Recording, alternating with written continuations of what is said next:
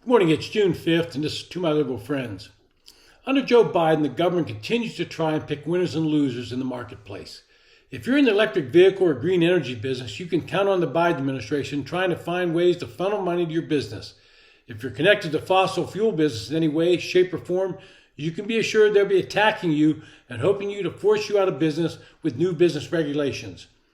5 years ago, Lordstown Motors started up in Ohio. General Motors had closed the plant in Ohiotown, and Trump administration arranged a deal for the electric startup to take over the plant.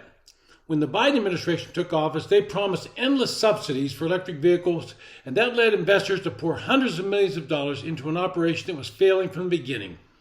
Their prototype truck caught fire during testing in 2021, and by late February of this year, they'd only made 31 trucks, with the majority of them being recalled for one defect or another.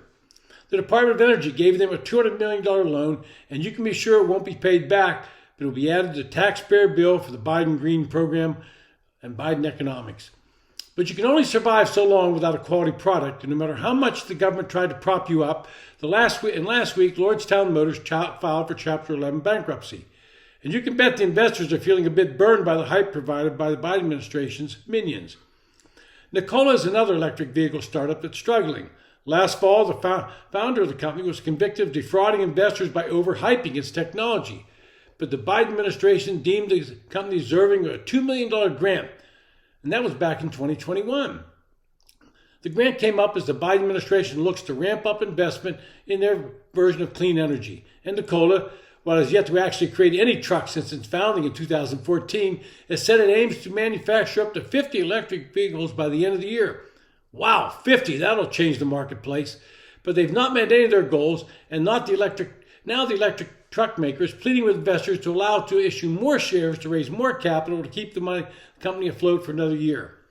That same year, another electric vehicle, Rivian, went public with more than $100 billion valuation. And it's made about 30,000 vehicles, but had to recall about half of them due to defects.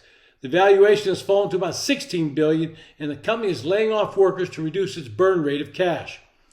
Citing increased cost of producing electric vehicles, Chrysler's parent, Stellantis, announced in December it's closing its Jeep Cherokee plant here that employed some 1,350 workers. In April, Stellantis offered buyouts to 33,500 American workers. Quote, the cost of electrification cannot be passed on to the consumer, end quote, as North American Chief Operating Officer was said. Ford last week said it plans to lay off at least 1,000 employees despite receiving a $9.2 billion loan from the Energy Department to build 3 battery plants. Major automakers are losing tens of thousands of dollars on each electric vehicle they sell, even though they're about 25% more expensive on the average than gasoline-powered cars. Raising electric vehicle prices even more would make them harder to sell. And this list could keep going on, and it includes problems in the manufacturing of wind turbine engines and blades. They keep breaking down, and the cost to repair them is approaching $2 billion. Now, I want to make it clear, I'm all for developing renewable energy sources, but we have to let the market dictate that development. By artificially subsidizing one sector of the economy at the expense of another, we're only creating chaos. Anybody remember Solyndra? The Obama administration gave them a $535 million loan in 2009. They were going to revolutionize the solar panel industry. Problem was, the marketplace did them in. Between 2009 and mid-2011, the price of polysilicon, the key ingredient for most competing technologies, dropped by about 89%. This precipitous drop in the cost of raw materials for Solyndra's competitors rendered SIG's technology incapable of competing, and other factors, including a contemporaneous drop in the price of natural gas, together with the faltering of the corresponding financial models, also contributed to Solyndra's demise, despite quickly raising capital. On August 31, 2011, Solyndra announced it was filing for Chapter 11 bankruptcy, laying off 1,100 employees and shutting down all operations and manufacturing. But they sure had some really nice offices they built with that loan. After an investigation, it was found the company had misled both investors and the government, and an email showed the government actually was aware of the problem, but the loan went through anyway. But Biden is betting on his economy, Bidenomics, to be his savior, and the linchpin in this economy is the green energy program he's hitched his wagon to. Well, I think the voters are going to see through that.